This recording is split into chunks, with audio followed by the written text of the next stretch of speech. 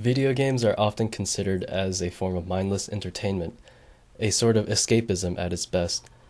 While that may be true, game designers like Ian Boga strive to push the boundaries of video games, games that have holding power in both gameplay and meaningful content. Viewing video games as an expressive medium can provide a means of communication and learning real-world constructs, creating music, and promoting social change.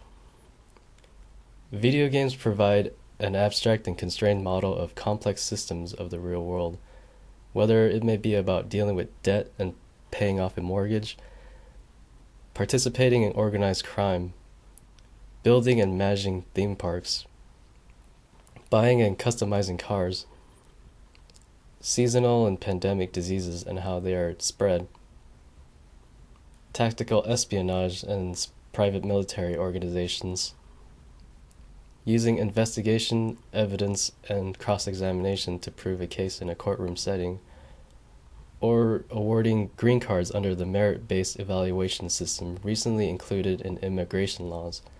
One can learn and experience these real-world constructs and systems in the context of video games.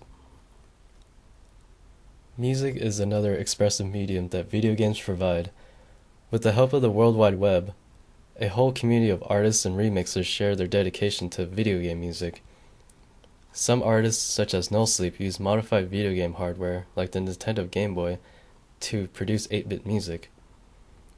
Using the words of Lawrence Lessig, innovation through repurposing and remixing, such as this, has spawned a whole new genre of electronic music, formerly known as chiptune, a live orchestral concert, and also an entire music festival that features performances by chiptune artists and as well as video game cover bands. Second Life is an online virtual community in which the user can create, trade, and sell various goods and services, and venture through the user-created world via his or her avatar. A Second Life-focused project called Understanding Islam Through Virtual Worlds, presented by Rita King, who advocates using Second Life as a form of digital diplomacy, where users can interact and engage in intercultural discussions. Because virtual worlds are usually non-violent by nature, users can safely express themselves in this digital space.